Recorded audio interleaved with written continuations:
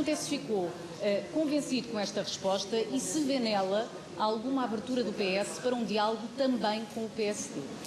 Aquilo que eu vejo na resposta do Dr. António Costa, que não acrescentou muito àquilo que já tinha dito antes, só clarificou que se ganhar as eleições fica tentando fazer, enfim, um acordo que não se percebe qual é, na exata medida que com o Partido Comunista e com o Bloco de Esquerda, para aquele orçamento de 2022 que ele exibe, já sabe que eles votam contra.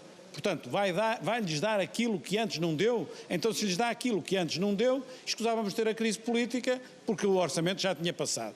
Portanto, não se entende muito bem como é que pode haver estabilidade com a vitória do Partido Socialista. Quanto ao mais, o que eu vi aqui foi o Dr. António Costa para mais do que fazer propostas, porque as propostas dele, enfim, é a continuidade, o que se entende também, que é uma certa continuidade, veio agitar dois papões. Um papão é que eu vou pôr a classe média a pagar o Serviço Nacional de Saúde. Não está escrito em nenhum lado, nunca disse isso. O PSD é, por natureza, um grande defensor da classe média, é justamente isso que caracteriza o PSD. O outro papão, que é uma coisa também surrealista, é dizer que o PSD quer pôr os políticos a controlar a justiça. Portanto, isto é para tentar tirar partido, enfim, de algum desconhecimento que as pessoas possam ter, tentando acreditar numa coisa absolutamente abstrusa, que é dizer que a classe média vai pagar o Serviço Nacional de Saúde e que o poder político vai controlar a justiça. Não tem cabimento nenhum. Há aqui uma insistência sobre a resposta de António Costa. Se houvesse essa abertura, o Dr. António Costa tinha de dizer o que eu digo, porque eu digo isso muito claramente. Eu digo que se eu ganhar as eleições, preferencialmente procurarei um entendimento com o CDS e com a IEL. Para isso é preciso que os três juntos tenhamos 116 deputados. Se não tivermos os 116 deputados, eu entendo que o Partido Socialista, como partido derrotado, deve estar disponível para contribuir para a governabilidade, negociando com o PSD a solução de governo, que não a integração do PS, mas a solução do patamar parlamentar.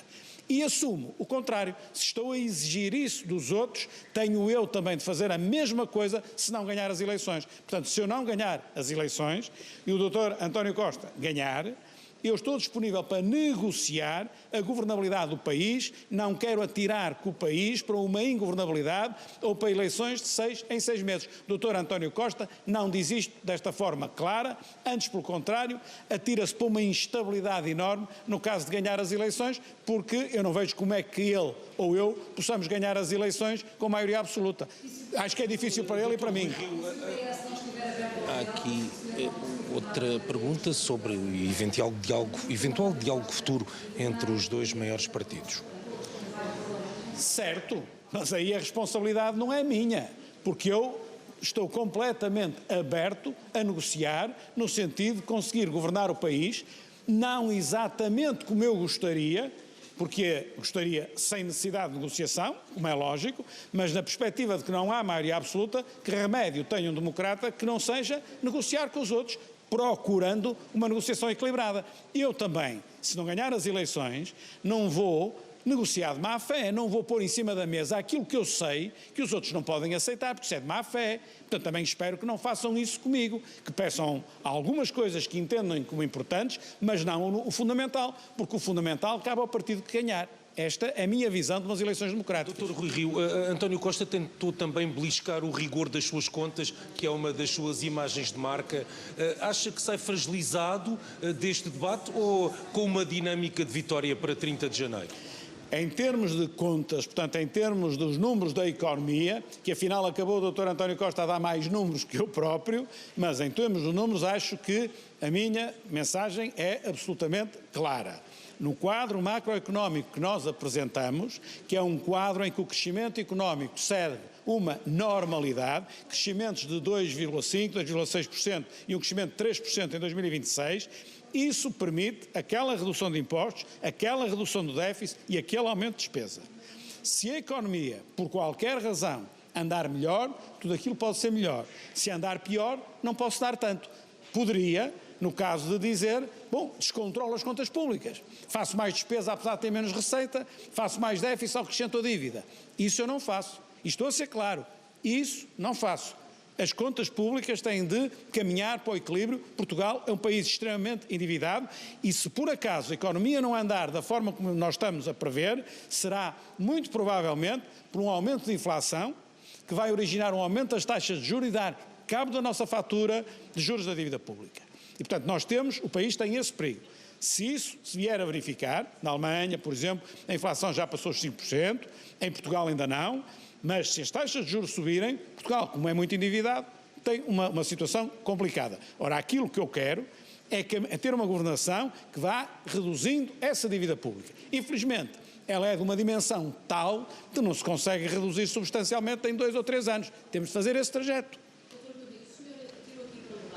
Mais uma pergunta para Rui Rio sobre a referência a Pedro Nuno Santos no início do Frente a Frente, que foi desvalorizado por António Costa. Eu disse isso porque, sinceramente, eu acredito nisso e acho que todos os portugueses acreditam nisso. Quando nós vemos as notícias do Partido Socialista, nós percebemos que, neste momento, no Partido Socialista, quem tem mais hipóteses de suceder ao Dr. António Costa é o Dr. Pedro Nuno Santos. Pelas notícias que eu vejo, eu não estou dentro do PS, acho que isto, todos nós achamos isto. Se o Dr. António Costa for embora, quem é que lhe sucede? Todos achamos que ele, aparentemente, é quem tem mais hipóteses. É alguém que é bastante à esquerda, como nós sabemos, e por isso, a minha intuição é que se o Dr. Pedro Nuno Santos for líder do PS, aliás, mesmo que o Dr. António Costa, eu ganho, o Dr. António Costa perde, sai e entra o Dr. Pedro Nuno Santos, a probabilidade de voltar a haver uma geringonça e voltar a governar quem não ganhou as eleições, volta a colocar-se em cima da mesa, porque o entendimento do Dr. Pedro Nuno Santos com o Bloco de Esquerda é um entendimento ainda mais fácil do que é o do Dr. António Costa, que neste momento é muito difícil. Portanto, eu acho que é a minha obrigação colocar este raciocínio em cima da mesa, porque isto é um raciocínio plausível. Isto pode acontecer, mesmo ganhando o PSD.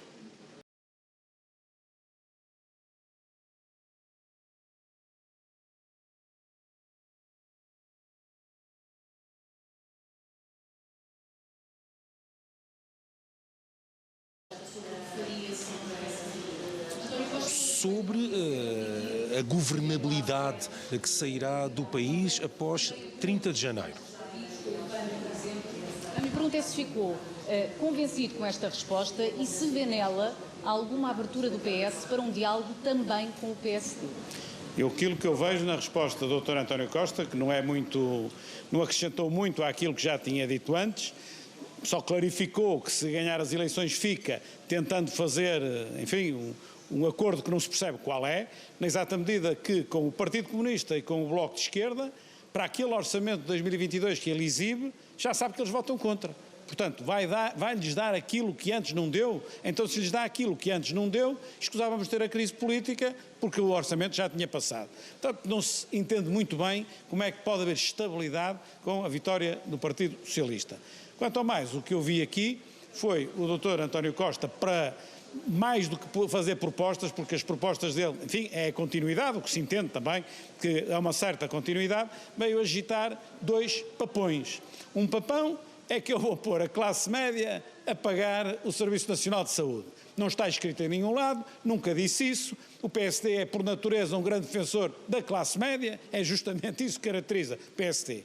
O outro papão, que é uma coisa também surrealista, é dizer que o PSD quer pôr os políticos a controlar a justiça. Portanto, isto é para tentar tirar partido, enfim, de algum desconhecimento que as pessoas possam ter, tentando acreditar numa coisa absolutamente abstrusa, que é dizer que a classe média vai pagar o Serviço Nacional de Saúde e que o poder político vai controlar a justiça. Não tem cabimento nenhum.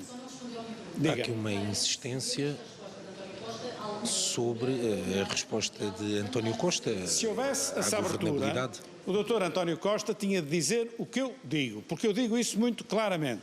Eu digo que se eu ganhar as eleições, preferencialmente procurarei um entendimento com o CDS e com a IEL.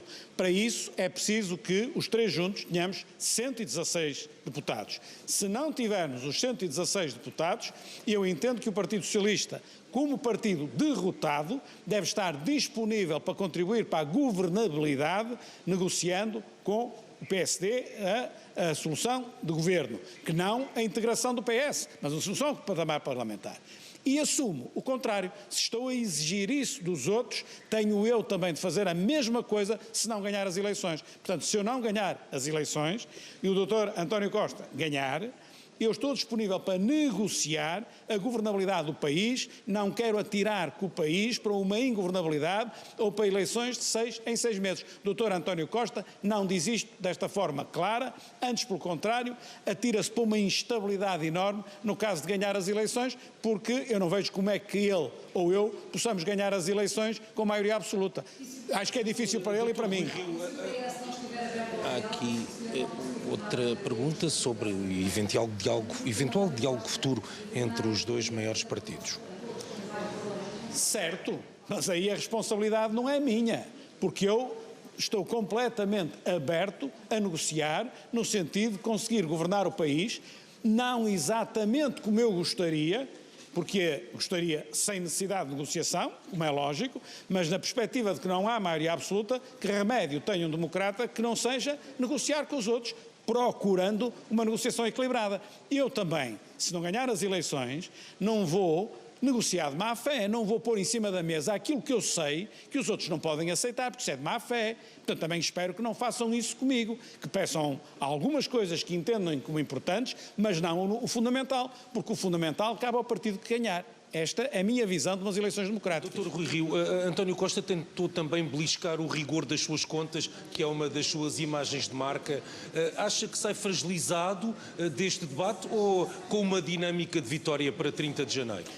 Em termos de contas, portanto, em termos dos números da economia, que afinal acabou o Dr. António Costa a dar mais números que eu próprio, mas em termos de números acho que a minha mensagem é absolutamente clara. No quadro macroeconómico que nós apresentamos, que é um quadro em que o crescimento económico segue uma normalidade, crescimentos de 2,5%, 2,6% e um crescimento de 3% em 2026, isso permite aquela redução de impostos, aquela redução do déficit e aquele aumento de despesa.